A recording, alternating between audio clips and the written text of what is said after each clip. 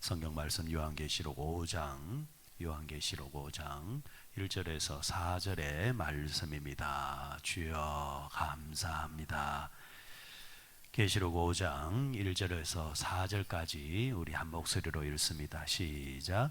내가 봄에 보좌에 앉으신 이의 오른손에 두루마리가 있으니 안팎으로 섰고 7인으로 봉하였더라. 또 봄에 힘있는 천사가 큰 음성으로 외치기를 누가 그 두루마기를 펴며 그 인을 떼기에 합당하냐 하나 하늘 위에나 땅 위에나 땅 아래 능히 그 두루마기를 펴거나 보거나 할 자가 없더라. 그 두루마기를 펴보거나 하기에 합당한 자가 보이지 아니하기로 내가 크게 울었더니. 아멘. 요한계시록 말씀 4장 5장은 앞서 말씀드린 대로 하나님의 나라가 어떤 것인가, 하나님 나라에 무엇이 있는가 라는 데에 대해서 설명해 주는 말씀이라 말씀을 드렸습니다.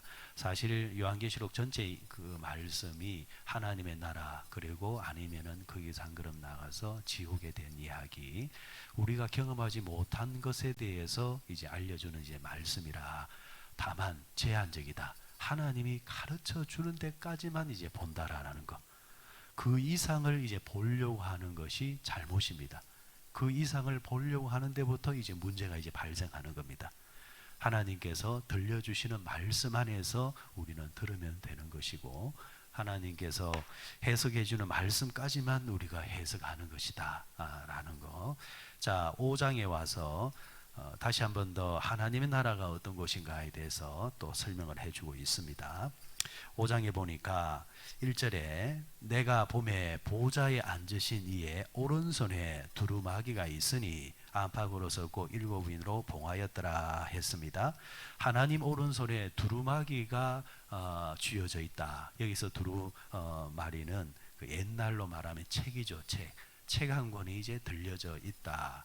그런데 그 책에 특징이 하나 있습니다. 안팎으로 뭐가 서여 있다, 이렇게 이야기를 하고 있습니다. 1절에 다시 보십시오. 오른손에 두루마리가 있으니 안팎으로 섰다 이랬습니다. 글이 써 있다라는 이야기입니다.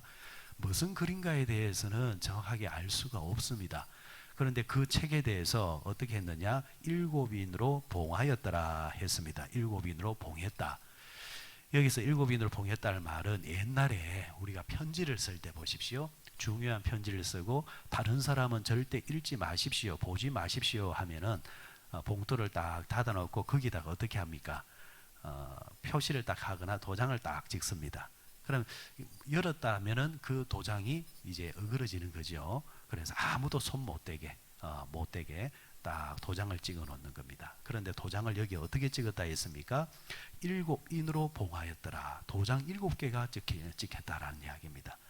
이 말은 그 누구도 열 수 없다라는 이야기입니다. 그 누구도 열어서도 안 되고 보아서도 안 되고 또 보여주지도 않겠다라는 겁니다. 이 책에는 안팎으로 글이 써 있습니다. 그래서 이 그 말의 이제 뜻은 이제 종합해 보면 이겁니다. 요한계시록 자체가 종말에 대한 이야기입니다. 장차 우리가 가야 될 천국과, 그리고 또 하나님 나라와 또 지옥과, 그리고 지금의 핍박이 훗날에 또 축복이 되는 이런 이제 이야기들이 서여 있습니다. 한번 생각해 보십시다. 지금부터 2000년 전에 로마 시대 때에 예수를 믿는다라는 것은 자신의 이제 생업에 대한 크나큰 지장을 받아야 되고, 어떤 지역에서는 예수를 믿는 것 때문에 죽음도 불사해야 되는 이제 그런 이제 처절한 이제 전투적인 이제 신앙생활이었단 말이에요. 그런 가운데서 그들이 그럼에도 불구하고, 순교하면서도 불구하고 끝까지 신앙을 부여잡을 수 있는 근거는 하나입니다.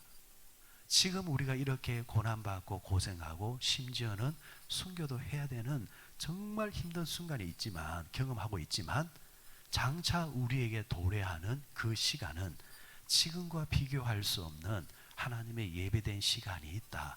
그것이 어디입니까? 하늘나라잖아요. 하늘나라. 기독교 역사에 보면은 이 로마 시대 때 핍박이 너무 심하니까 그 핍박을 이제 피해서 아니면은 지상에서 예배 드릴 수 없으니까 땅 속에서 들어가서라도 예배 드리겠다라는, 그래서 만들어진 땅속 도시가 카타콤베라는 도시가 있지 않습니까? 그 도시라는 게 그 길이가 상상을 초월할 정도로 아주 깁니다. 아주 길어. 그리고 역사가에 의하면은 이 카타콤베에서 기독교가 313년에 콘스탄틴 대제를 통해서 이제 하나님을 마음껏 믿어라, 내가 오히려 교회를 지어주겠다 하면서 기독교에 대해서 승인해주는 그 칙령을 이제 내릴 때 땅속에 있는 사람들이 그 이제 밖으로 다 나온단 말이에요. 다 나올 때 보니까 몸이 멀쩡해서 나오는 사람이 다 아무도 없었다라는 거죠. 다 장애인이 돼 있는 겁니다. 심지어는 보니까 그곳에서 태어난 사람도 있단 말이에요. 태어났다가 그곳에서 죽은 사람도 있는데 보니까 덩치들이 다 작아요. 왜? 그곳에서의 생활은 제한적인 생활, 그리고 먹지 못하는 생활. 그래서 자연히 몸이 성장하지 못하는. 그런데 그들이 그럼에도 불구하고 그곳에서 어떻게 그렇게 신앙을 붙잡고 있었을까? 나 하나 이제 고생하고 내 신앙으로 이렇게 사는 거는 그렇다 할지라도 부모들이 제일 약할 때가 어딥니까? 자식이 내가 선택한 신앙과 종교 때문에 어려움을 당해야 된다. 이제 거기에 굴복하는 사람들이 대부분이 부모들이거든요. 그런데 카타콤베에 있었던 그들은 자식이 또 그것에 태어나고 고난을 내 땀 흘려 겪어도 그 신앙을 굽히지 않았다는 거예요. 이유는 하나라는 겁니다. 잠시 뒤 우리 찬송이 있잖아요. 잠시 세상에 내가 살면서 항상 차를 뭐죠? 갑자기 생각이 안 난다. 내가 그리던 주를 배울 때 그 이유가 뭐예요? 잠시 이곳에 살고 있지만은 장차 어디 간다? 우리는 천국에 간다. 이게 정확하게 그들에게 배어 있었다라는 겁니다. 이 확신이 있었기 때문에 그들이 그곳에서 지탱해내는 겁니다. 그리고 요한계시록은 이제 바로 그 사람들을 향해서 주어진 말씀이에요. 자, 그들의 눈으로 이 말씀을 다시 보게 되어지면은 그들에게 이제 사도 요한이 이제 하나님의 나라는 이런 곳이다. 하나님이 계시고 천사가 있고 하나님의 보좌가 있는데 하나님의 보좌에 앉으신 하나님이 오른손에 책이 들려 있는데 이 책에는 안과 밖으로 글이 써 있다. 그러면은 이 글이 뭐겠습니까? 장차 도래할 일들에 대한 일들, 장차 이 땅의 멸망의 일들, 장차 이 땅에서 구원받는 자들의 이름, 아니면은 또 심판받는 자들의 이름, 완벽하게 안팎으로 기록되어 있다라는 겁니다. 그런데 그게 이제 도장을 딱 찍어서 아무도 못 보게 딱 만들어 놨단 말이에요. 자, 그러면서 2절을 한번 보십시오. 2절에 또 봄에 힘 있는 천사가 큰 음성으로 외치기를 누가 그 두루마리를 펴며 그 인을 떼기를 합당하냐 하나. 자, 두루마리가 있는데 책이 있는데 누가 그것을 볼 사람이 있겠느냐. 3절에 하늘 위에나 땅 위에나 땅 아래에 능히 그 두루마리를 펴거나 보거나 할 자가 없다. 여러분, 그 카타콤베나 이런 곳에서 평생을 이제 신앙생활을 하던 사람이, 참고 견뎌냈던 사람이 제일 이제 갈망하는 건 뭡니까? 간단한 거잖아요. 하나님의 나라. 그리고 그 사람에게서 궁금한 게 뭡니까? 하나님 나라는 어떠냐? 또 누가 그곳에 들어가냐? 그리고 장차 이 땅이 어떻게 심판을 받냐? 다 이런 것들. 이제 그들에게서 그것이 제일 관심사인데 그 관심사가 써진 책은 있는데 볼 수가 없다라는 거죠. 그럴 때 그 심정이 어떨까요? 그래서 4절에 보십시오. 그 두루마리를 펴거나 보거나 하기에 합당한 자가 보이지 아니하기로 내가 크게 울었더니. 지금 이 운 사람이 누굽니까? 사도 요한이에요. 지금 이 당시 사도 요한의 나이는 추적해 보면은 나이 98세입니다. 98세.